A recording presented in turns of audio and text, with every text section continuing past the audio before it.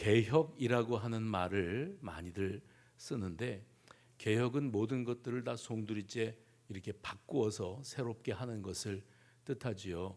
기존에 있던 모든 것들이 좀 이렇게 미흡하고 잘못되었다, 또 기본이 흔들렸다 생각할 때 새롭게 시작하고자 할 때 또 이 개혁이라고 하는 말을 사용을 합니다.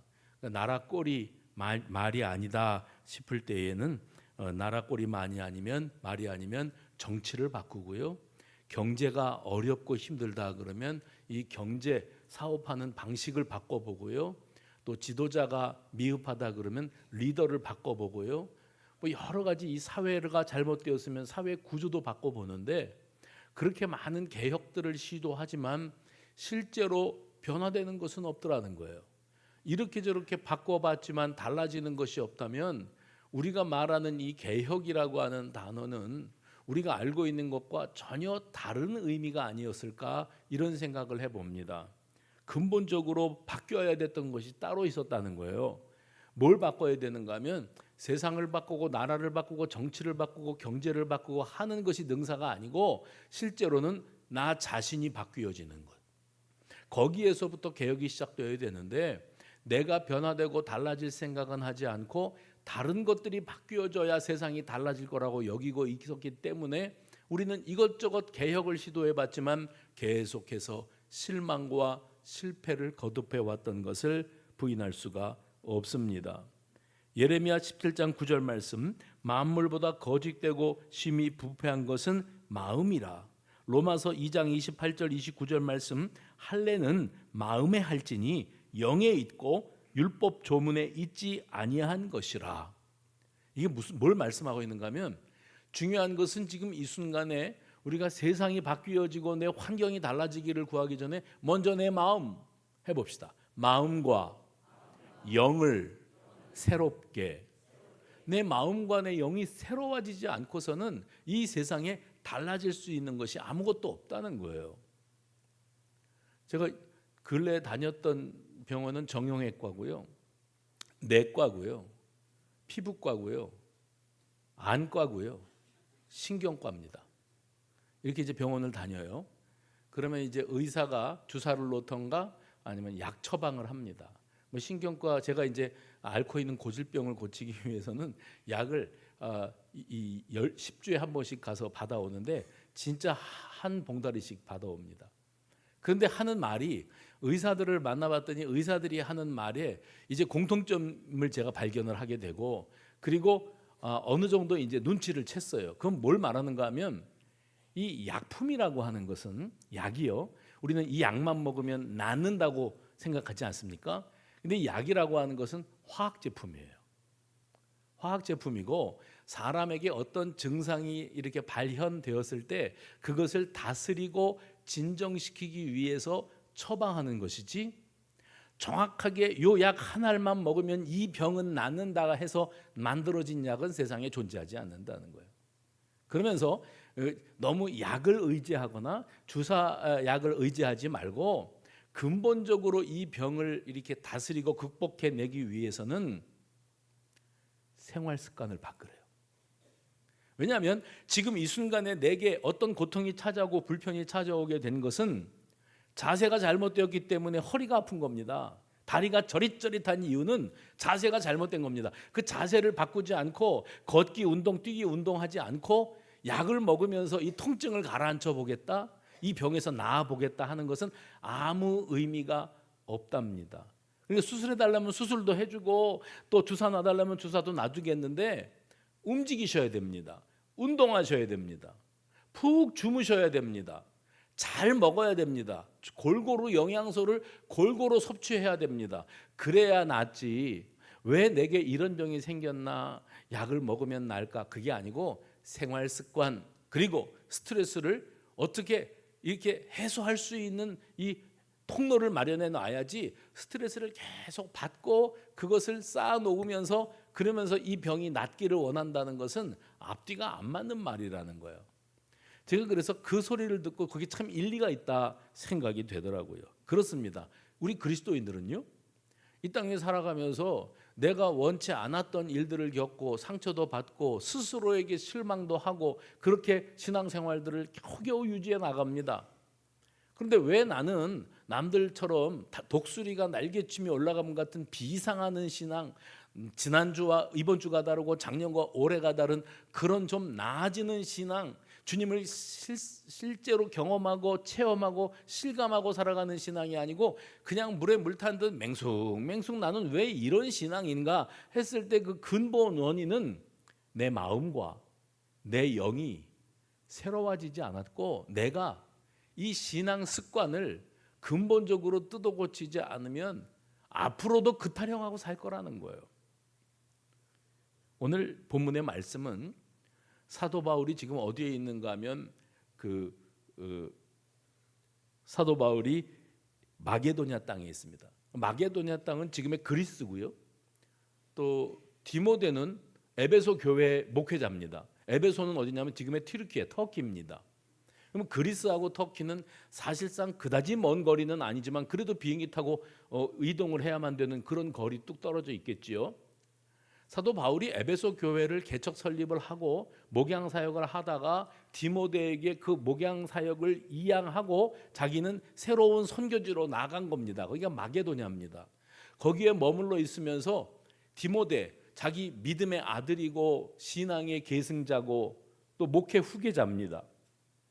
그 디모데를 바울이 생각할 때 디모데는 나이가 어리고 미숙하고 그리고 아직 세상 물정도 잘 모르고 그런데 뭐를 하는가 하면 네가 이 교회를 맡아라.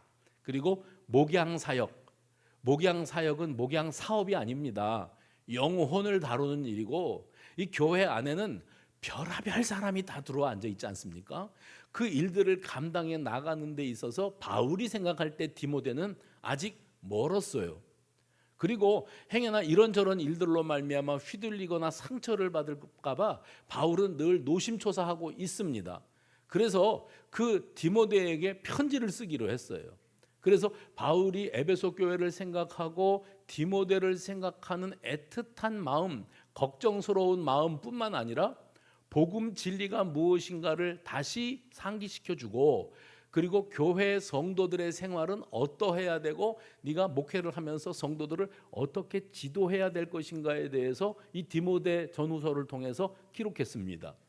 그리고 또 한 가지 중요한 게 있는데 그게 뭐냐면 교회를 이끌고 나갈 때 교회의 일꾼들을 세워야 된다. 직분자입니다. 교회의 일꾼들을 세워서 네가 모든 걸 다 하려고 하지 말고 그 일꾼들이 일을 나누어서 하고 교회를 위하여 주의 종을 위하여 헌신 충성을 다하게끔 이렇게 양육해야 되는데 그런데 문제는 이 교회 안에 들어와 있는 성도들 무리 속에 이단의 오염이 되었거나 아니면 신앙이 건전하지 못해서 자기 중심적인 신앙생활을 해나가는 자들이 있다. 그런데 그런 사람들을 자칫 무분별하게 이 직분자로 세웠다가 교회가 몸살을 앓고 교회가 분열이 되고 왜냐하면 기본이 안 갖춰져 있는 사람이 직분부터 받았으니까요. 그러면 너도 힘들고 교회도 힘들다. 그래서 직분자들은 얼마나 분별 있게 또 세심하게 관찰하고 살피면서 세워야 될 것인가 하는 것을 디모데에게 권면하는 편지글 내용이 오늘 디모데전서 4장에 나오는 이야기입니다.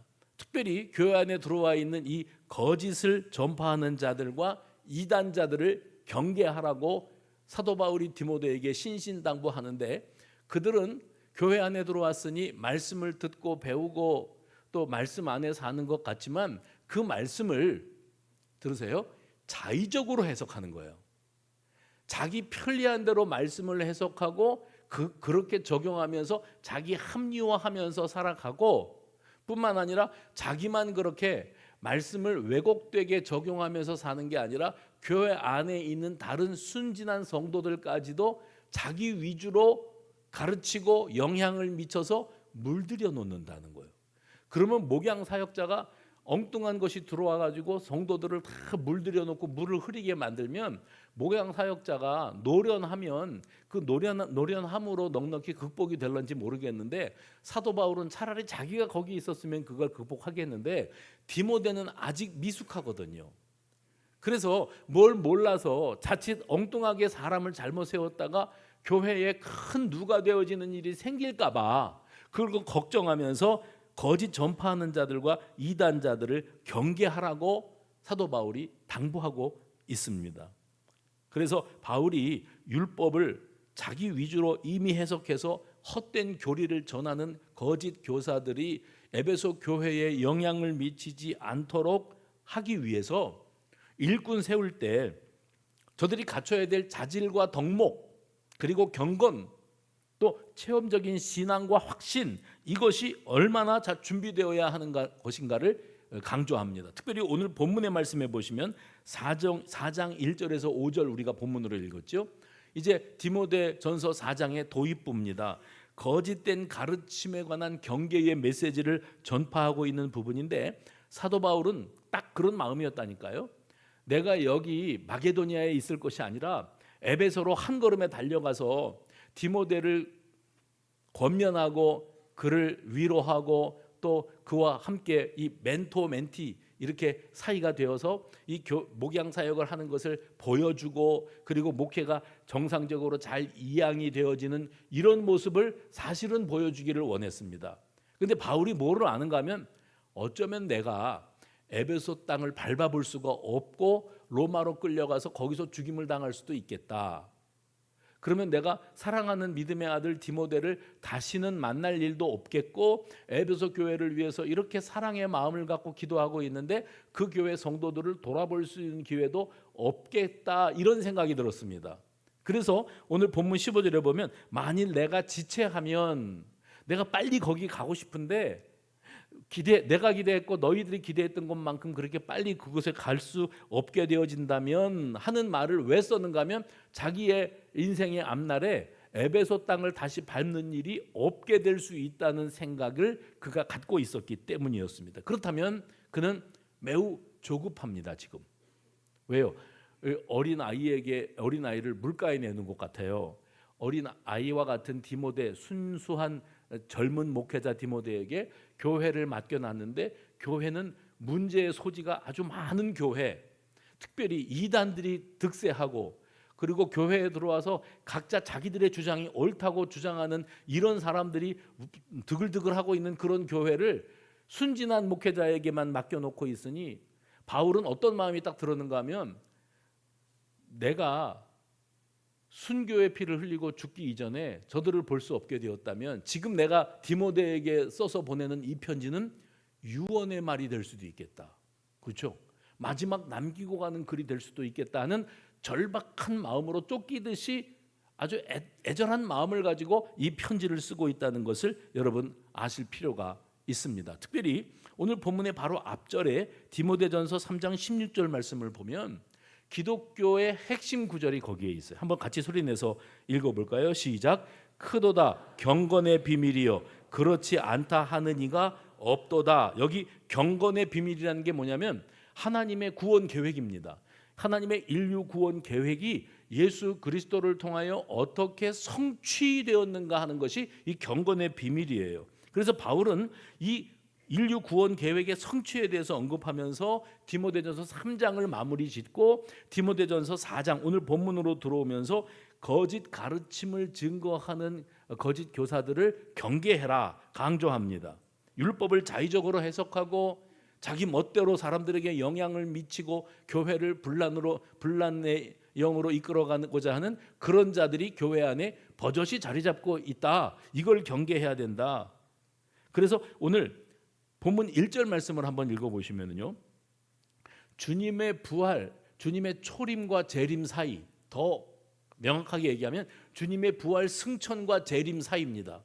언제입니까? 지금 바울이 이 편지를 디모데에게 보내고 있는 때도 주님이 부활 승천하신 이후에 일어난 사건이니까 지금 우리가 살고 있는 시대와 동일하다고 해도, 시간의 차이는 엄청나지만은요, 동일하다고 해도 과언이 아닙니다. 우리 또한 주님의 부활 승천하심 이후의 시대, 이 교회 시대, 신약 시대를 살고 있지 않습니까? 지금 이 시대는 예수님의 재림을 기다리고 있는 때입니다. 근데 바울이 디모데에게 이 편지를 쓸 때에도 딱 예수님의 재림을 기다리고 있는 그때에 1절 보세요. 뭐라고 되어 있습니까? 후일에 어떤 사람들이 믿음에서 떠나 미혹하는 영과 귀신의 가르침을 따르리라. 미혹하는 영과 귀신의 가르침을 따르리라. 그 초림과 재림 사이, 지금 이 시대입니다. 그 사이의 기간에는 거짓 가르침을 전하는 이들로 말미암아 교회 내부에서 상처받거나 실망하거나 신앙을 완전히 저버리는 이탈자들이 속출하게 될 것이다. 외부적으로는 이단들이 마치 자기들이 정통 교회인 양, 자기들도 목사라 뭐 집사라 전도사라 명칭하고 자기들도 성경 말씀을 가지고 한다고 하고 이렇게 이단을 주장하니까 세상 사람들은 몰라요. 뭐 대형 사고를 치는 게 목사라 그러면 사람들은 그 목사가 보통 교회의 목사들하고 똑같은 목사라고 여기는 거예요. 지금 이 시대에 여러분 뉴스를 켜시면 제일 문제가 되는 게 통일교입니다. 그리고 신천지입니다. 아주 저질 이단들입니다.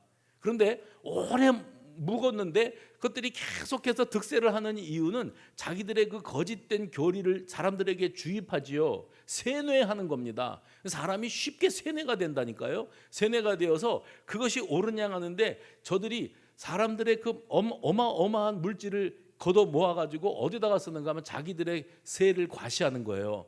영향력을 넓히는 거예요. 세계적으로도 그렇고 국내적으로도 그렇고. 그래서 자기들의 영향을 넓히기 위해서는 뭐 다이아몬드 목걸이를 했든지 뭐 명품 백을 했든지 뭐 구두를 했든지 천삼을 했든지 그렇게 갖다가 떠안기면서 뇌물을 매기고 그리고 자기들의 영향력을 과시하면서 우리가 10만 명, 몇십만 명을 동원해서 당원으로 가입도 하고 표도 올려줄 수 있어. 이렇게 해가지고서 같이 놀아나는 겁니다.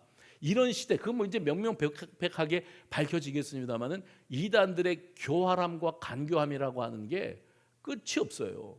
근데 지금 이 시대가 딱 그런 시대입니다. 그러면 목사는 다 똑같은 목사인 거예요. 세상 사람들이 볼 때는. 그 목사가 선동가예요. 선동가. 말씀을 묵상하고 말씀을 증거하는 게 아니라 말씀을 갖다가 끄집어대요. 코에 붙이면 코걸이, 귀에 걸면 귀걸이. 그런 식으로 자기 의미대로 말씀을 자의적으로 해석을 해서 그걸로 사람들을 현혹하고 세뇌하는 겁니다. 그러면 사람들은 선동하는 자가 있고 선동을 또 당하는 자들이 있어요. 어디예요? 교회 안에 선동하는 자가 있고 선동을 당하는 자들이 있어서 왜곡된 곳으로 가고 그런 모습을 보면서 교회에 실망하고 교회를 등지고 떠나는 이들이 속출하게 될 것이다. 성령께서 말씀하신 거거든요. 오늘 본문 우리가 읽은 부분이. 근데 실제로 이 예수님의 부활 승천과 재림 사이에 이 시대 마지막 때가 다가오면서 이런 말도 안 되는 일들이 자행되고 있고 이 일로 도매금으로 교회가 욕을 먹는 거예요. 하나님의 얼굴이 먹칠을 당하시는 거예요. 이런 일들이 벌어지게 될 것이다. 여러분 이 시대의 현대사회의 특징을 어떻게 요약할 수 있는 줄 아십니까? 1번 뻔뻔함입니다. 뻔뻔함이에요. 세상이 다 알아요. 네가 그랬지. 그런데 자기만 나는 아니래요. 손바닥으로 하늘을 가려요. 나는 그런 적 없대요. 세상이 다 아는데 뻔뻔스럽지요. 그게 이 세상의 이 사회에 부패하는 특징입니다. 그리고 또 한 가지는 위선적이지요. 앞뒤가 맞지를 않지요. 또 한 가지는 공감 능력 상실입니다. 내가 누구에게 해를 끼쳐서 그 사람이 상처를 받거나 피눈물을 흘리거나 고통을 겪으면 그거에 대해서 나는 나몰라랍니다. 왜냐하면 나만 아니면 되니까. 남들이 지진이 일어나든지 질병이 일어나든지 산사태가 일어나든지 농사를 다 망쳤든지 그건 나하고는 상관없으니까. 공감 능력 상실입니다. 그저 나라에서 15만 원만 주면 행복한 거예요. 공감 능력 상실입니다. 냉정하고 잔인합니다. 얼마나 악질적이고 비방을 일삼는 세상입니까? 지금 우리가 사는 세상이 그런 거예요. 남을 헐뜯고 물고 늘어지고 비방을 하고 혀를 차야 그래야 자신은 상대적으로 정의로운 사람으로 보여지게 되는 줄로 착각하고 있는 불쌍한 인생들이 우리 주변에 너무나 많습니다. 그들의 직업이 있어요. 그 직업은 뭐냐면 남 욕하기입니다. 비방하기, 문제 삼기, 험담하기, 조소하기, 부정적으로 말하기. 그리고 이렇게 선동하는 자들에 의해서 또 선동을 당하는 사람들까지도 있어요. 그런데 이런 자들의 배후에는 틀림없이 누가 있는가 하면 사탄 마귀가 있습니다. 사탄의 조종을 받게 된 사람들의 특징을 성경이 오늘 본문이 2절에서 이렇게 말합니다. 사탄의 배후 조종을 받는 사람들의 특징이요, 양심의 화인을 맞아서 외식함으로 뭘 하는 사람이요? 거짓말. 이단자들의 특징이 뭡니까? 거짓말, 뻔뻔한 거짓말. 그리고 또 한 가지,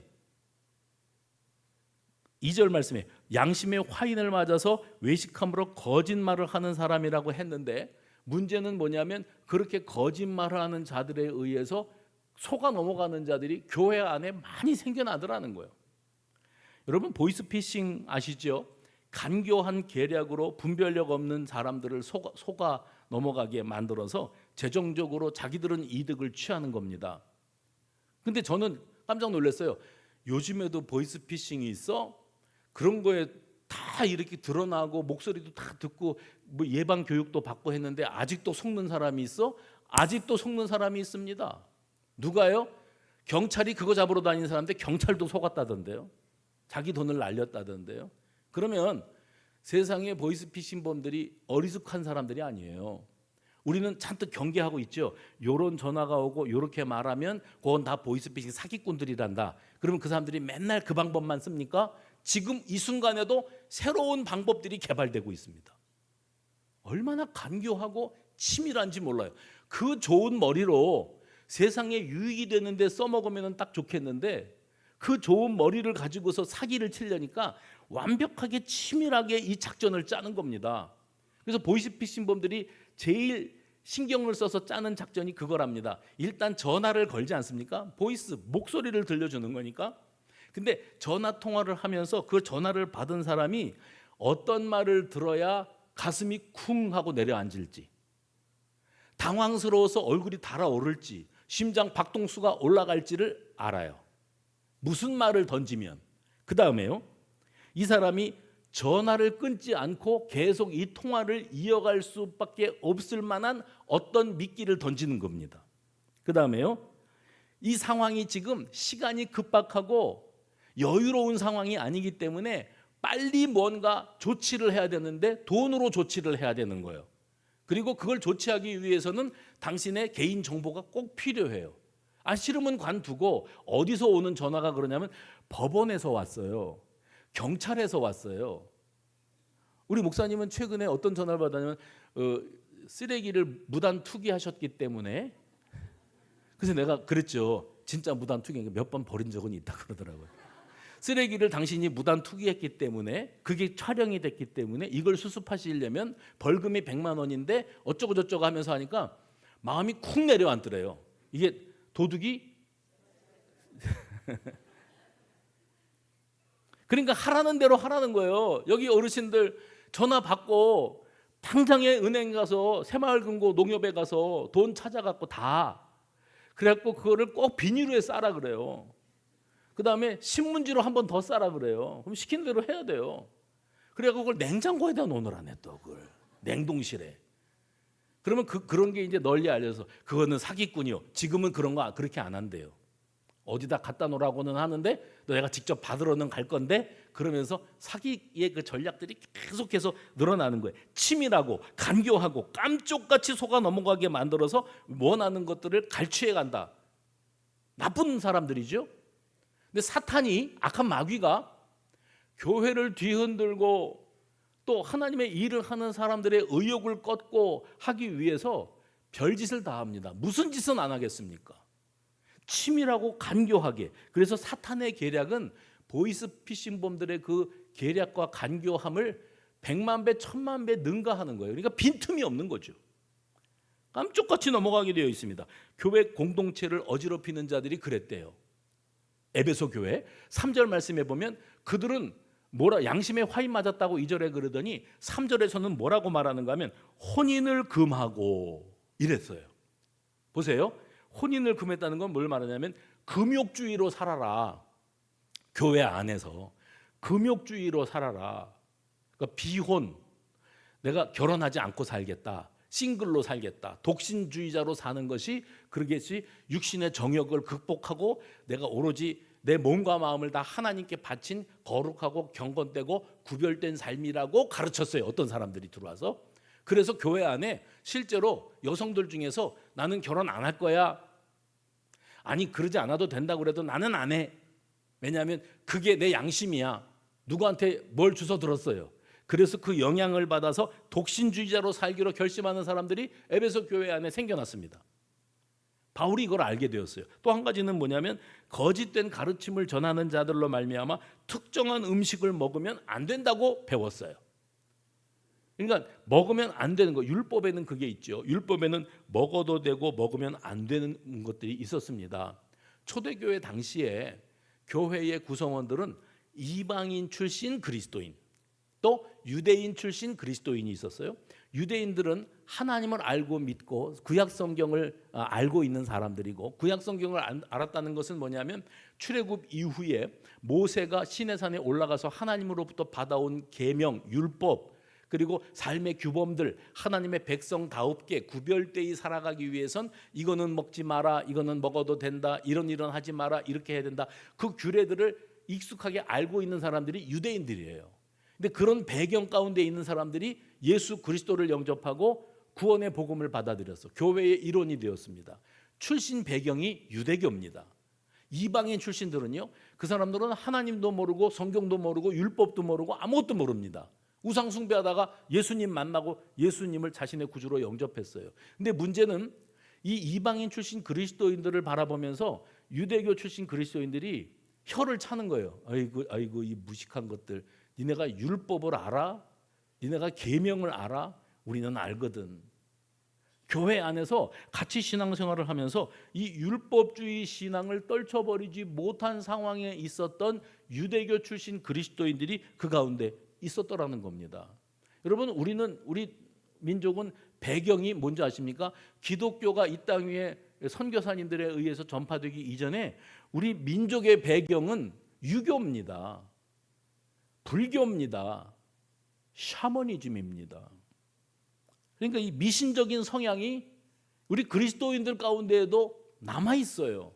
어쩔 수 없어요. 이 미신적인 성향. 그래서 저는 결혼식 하는 날, 이사 가는 날, 손 없는 날, 나는 그 손이 이 손인 줄 알았다니까요. 손 없는 날을 그렇게 중시하시더라고요. 신앙 가지신 분들도. 이사는 날 잡아야 돼. 무슨 날을 잡아요? 귀신이 역사하지 않는 좋은 날. 그래서 그날은 이사 비용도 더블로 비싸요.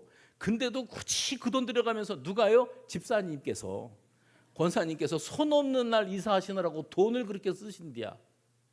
장사 지내고 장례 치른 다음에 사무제, 예수 믿는 사람들도 그거는 기본이지, 사무제 당연히 드려야지, 그러고 사는 그리스도인들도 많고요. 많은 젊은이들도 신문 넘기다가 요새 신문 볼 일은 없겠습니다. 오늘의 운세, 나는 무슨 띠지? 자기 띠에 해당되는 오늘의 운세 들여다보고요. 점치는 데도 가고요. 근데 점쟁이가 그랬다지 않습니까? 자기 고객 중에 80%가 예수 믿는 사람들이라고. 예수 믿는 사람들이 점치러 와줘서 먹고 살고 있다고. 지금도 이름이, 그 어떤 야구 선수가요, 내가 왜 요새 이렇게 박명희가 안 맞냐, 왜 안타를 못 치냐, 그런데 이름이 마음에 안 들었어. 이름을 바꿨대. 그리고 이름을 바꾼 다음에 이 타율이 올라간 경우가 거의 없어요. 근데 여러분, 이름이 마음에 안 들 수 있어요. 우리 엄마가 나를 이름을 무엇같이 지어놨어. 이름이 마음에 안 들면 이름 바꾸세요. 그리고 호적 이렇게 이름 바꿔달라고 하세요. 근데 왜 이름을 장명소에 가서 돈 들여서 바꾸냐고요. 그냥 여러분이 가만히 이렇게 보다가 누구 이름이 좋다 그러면 그냥 그걸로 바꾸세요. 장명소에 가서 돈 들여서 바꾸는 이유가 뭐냐면 그렇게 돈 들여서 이름을 바꿔야 나한테 뭔가 이렇게 운이 오고 복이 오고. 누가요? 권사님이, 집사님이. 웃지 마세요. 왜냐하면 실제로 그런 일들이 한국 교회 안에 일어나고 있으니까. 왜 그런 줄 아십니까? 안 하려면, 남들이 다 그러고 사는데 나만 안 하면 손해보는 것 같고, 해봅시다. 찜찜해서. 뭐 해서요? 찜찜해서, 걸쩍지근해서 나도 예수 안 믿는 사람들 흉내도 내고, 예수 믿는데 아무개는 뭐 했대, 누구는 뭐 했대, 그러니까 나도 해도 되는 줄로 알고, 그러면서 자기 합리화. 하나님은 사랑이셔. 하나님도 다 이해하셔. 그걸 뭐라 그런다고요? 내가 복음. 자기 위주로 자의적으로 해석하는 거예요.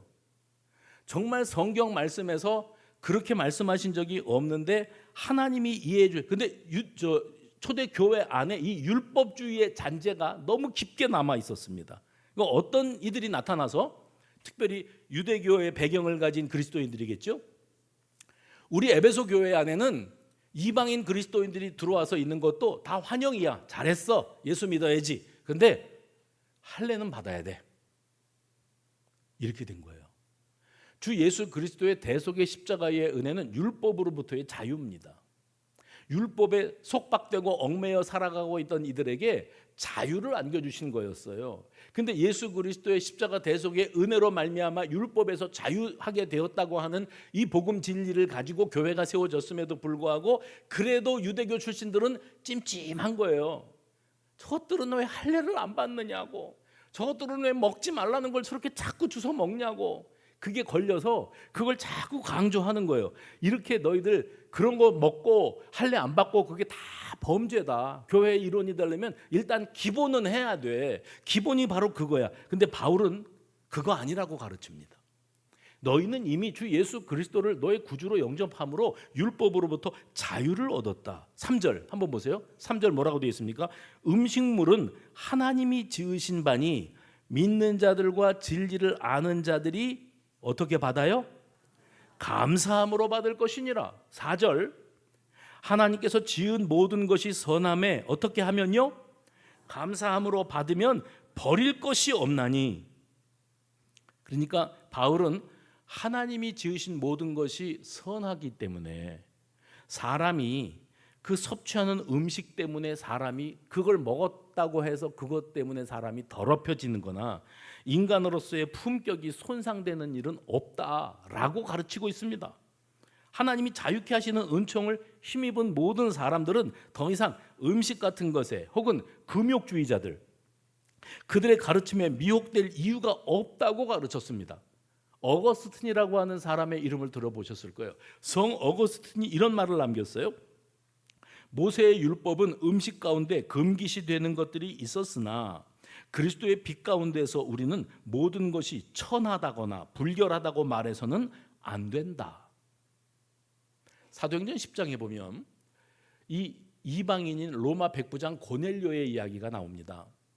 이 사람이 경건한 사람이고 하나님을 경외하는 사람이었다고 딱 전제가 되고 이 사람이 더욱 하나님을 알고 복음의 진리를 알기 위해서 정말 추구하고 있는 바가 있었는데 하나님께서 이 베드로 사도를 모셔다가 말씀을 들어라 그랬어요. 그래서 사람을 보내서 베드로에게 사람이 가는 중인데 베드로는 뭐를 하고 있었는가 하면 기도하는 시간에 지붕에 올라가 가지고 하나님 앞에 기도하고 있었더랬어요.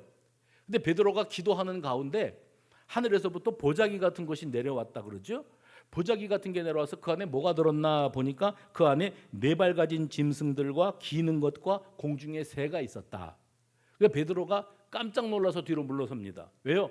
거기에는 그렇게만 되어져 있지만 구약의 율법에는 그 4발 가진 짐승, 기는 것, 공중의 새는 다 그 가운데 있는 어떤 짐승들, 먹어서는 안 되는 거, 하나님의 자녀들은 입에 대서는 안 되는 것들이 거기에 담겨져 있었던 겁니다. 그러니까 내가 상종도 안 하고 바라보지도 않고 먹지도 않았던 것들이 거기에 있어요. 근데 하나님의 음성이 잡아먹으라. 그러니까 베드로가 펄쩍 뛰죠. 이게 무슨 말씀입니까? 제가 평생에 유대인으로 살아왔고 하나님의 계명을 어긴 바가 없는데 이렇게 속되고 깨끗하지 않은 것을 내가 결코 먹지 않았습니다. 앞으로도 먹지 않을 것입니다. 이렇게 대답을 해요. 그때 하나님께서 뭐라고 대답하셨는가 하면 사도행전 10장 15절 말씀 하나님께서 여러분이 읽어주세요. 시작. 하나님께서 깨끗하다 하신 것을 내가 속되지 않다 하지 말라. 왜냐하면 베드로가 가지고 있는 편견이 있거든요. 복음은 유대인을 위한 것이지 이방인들은 이거는 우상 숭배자들이고 상종할 가치가 없다. 복음이 이방인에게 전달되어진다는 것은 상상도 할 수 없는 일이다 하는 그 견고한 편견이 베드로에게 있었더랬어요. 근데 이제 고넬료는 이방인입니다. 그 사람이 자기를 찾아서 이제 누군가를 보냈어요. 고넬료를 만나러 가야 되는데 여기서 하나님이 환상 가운데 계시를 주시 않으셨다면 그는 고넬료 그 사람을 내가 왜 만나? 거길 내가 왜 가? 그리고 안 만났을 거예요. 그런데 이 둘의 만남을 하나님이 섭리하시고 역사하시기 위해서 고넬료에게 말씀하시고 베드로에게 말씀하시고 두 사람의 역사적인 만남이 이루어지게 되어지는 겁니다. 중요한 건 음식 자체가 문제가 아닌 거예요. 그것을 대하는 사람의 마음 자세, 어떤 자세로 이 음식을 대하느냐, 이것이 강조되기 때문에 두 번이나 3절과 4절에 감사함으로 받으면, 해봅시다. 감사함으로 받으면. 하나님이 태초에 세상 만물을 창조하실 때 보시기에 좋았더라. 토브, 보시기에 좋았다고 했어요. 그리고 그 세상 모든 하나님의 피조 세계를 사람에게 네가 정복하고 다스리고 누려라. 그런데 하나님이 주신 것이기 때문에 이건 다 내 거, 원래 내 거, 이게 아닙니다. 무절제하고 무분별하게 누리는 것이 아니라 하나님이 세워놓으신 질서 안에서, 그 테두리 안에서 누릴 줄 아는 분별력이 사람에게 있어야 됐다는 거예요. 그러면 이제 우리가 중심을 잡아갈 수 있는 중요한 기준점이 나옵니다. 뭐냐면 지나친 금욕주의도 창조 원리의 위배가 되고, 지나친 방종도 창조 원리의 위배가 되는 거예요. 바울은 에베소 교회에 침투해 들어오는 영지주의 이단을 경계하였습니다. 영지주의, 그러면 여러분이 어떻게 이해하시면 되는가 하면, 육신은 더럽다. 영지주의자들이에요. 육신은, 욕망은 다 더러운 것이다, 추한 것이다, 부끄러운 것이다. 그리고 영적인 것은, 영혼은 거룩하고 고귀하고 깨끗한 것이다.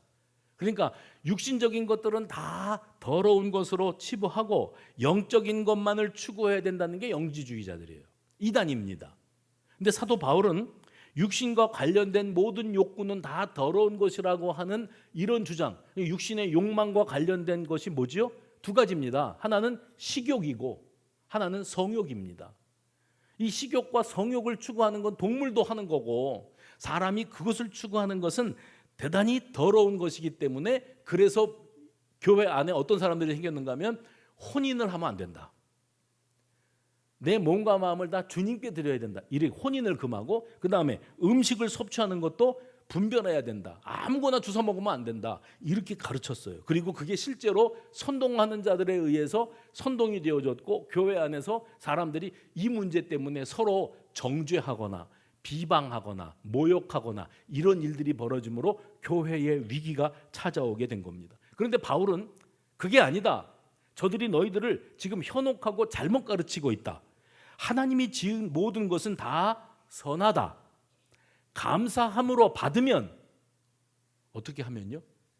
감사함으로 받으면 다 귀하고 유용하고 아름다운 것이다. 실제로 여러분, 이스라엘 백성들이 출애굽을 한 이후에, 출애굽 이후에 광야 세월을 시작할 때 사실은 저들이 이 애굽에서부터 가나안 땅으로 직행을 했다면 그다지 오랜 시간이 걸릴 거리가 아니었습니다.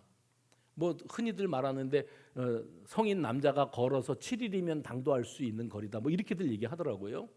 그런데 저들이 40년을 광야로 돌았죠. 40년 걸렸습니다. 광야길에 들어서 가지고 출애굽할 때 바리바리 싸가지고 온 비상식량이 얼마나 갔을까요? 며칠 가지 못해서 다 떨어졌습니다. 그러면 이 백성들은 이제 광야에서 농사를 짓습니까? 목축업을 합니까? 손가락 빨고 살아야 됩니다. 하나님께서 이 백성들을 긍휼히 여기시고 불쌍히 여기셔서 그들에게 매일 아침마다 하얗게 눈처럼 만나를 내려주셨지요. 그때 처음에 만나를 그들이 발견했을 때 그거를 긁어다가 볶아 먹고 튀겨 먹고 쪄 먹고 하면서 하나님이 주신 은혜를 감사함으로 받았어요. 왜요? 거저 받은 거니까. 매일매일 그게 공급돼요. 하나님이 이걸 거저 주시는 게 너무 감사했어요. 감사함으로 받았을 때가 있었어요. 시간이 가다가 물려요. 만나가 물려요. 사람이 어떻게 만나만 먹고 사냐. 그 단백질도 좀 먹어야지. 우리가 애굽에서 종살이 할 때 비참하긴 했어도 그래도 주인이 시키는 대로 고기 삶다가 대충 빼돌려가지고 고기 맛도 좀 봤거든. 여기서는 고기도 못 먹네. 만나로 어떻게 해서 감사함으로 받았던 마음이 사그라지니까 이제 감사함으로 받지 못하는 순간에 원망, 불평, 짜증, 이게 솟구쳐 올라옵니다. 그게 인생입니다. 더 이상 감사함으로 받지 못하고 살다 보니까 감사할 줄 모르고요. 매일매일이 기적인데 믿으시기 바랍니다. 매일매일 일상이 기적이에요. 예? 뭐 자동차가 몇 바퀴를 굴렀는데 거기서 살아나온 게 기적이 아니고요. 우리가 지금 소흡하면서 여기까지 와서 앉아서 예배의 자리에 시원하게 앉아서 목사가 침을 튀겨가면서 연설을 하는데 나는 구경만 하고 있다가 올라가서 밥을 맛있게 먹고 집에 가면 되는 게 사실은 이게 기적인 거예요. 왜요? 다 은혜니까. 하나님이 우리에게 베풀어 주신 매일의 은혜가 있는데 어떤 이들은요? 그게 당연해요.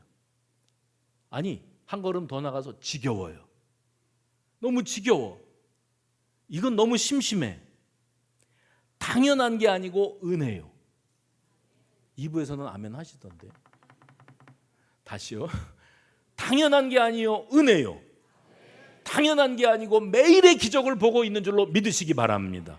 그럼에도 불구하고 감사할 줄 모르면 사람이 뭘로도 만족할 줄 모르는 사람이 되고 말아요. 심지어는 모든 것에 감사, 모든 일에 감사, 모든 환경에 감사하면서 살다 보면 하나님이 허락하신 모든 것들이 다 귀해요. 고난도 귀해요. 그거예요. 감사함으로 받으면 버릴 것이 없다. 고난도 귀해요. 왜요? 하나님이 생각이 있어서 나에게 어려운 길, 복잡한 길, 돌아가는 길, 가시밭길, 남들은 쉽게 가는데 나는 왜 이렇게 어려운 거야? 그것도 감사함으로 받으면 버릴 게 없어요. 보약 같아요. 하나님이 그렇게 살리실 줄로 믿으시기 바랍니다. 요즘에 청년들이 많이 부르고 우리 금요일 날 부르는 찬양 가운데 고난이 내게 유익이라 이런 찬양이 있거든요. 가사를 제가 읽어드릴게요. 주 임재 없는 풍요로움보다 주 없이 살 수 없는 광야길을 가려내 고난이 내게 유익이라. 고난이 내게 유익이라.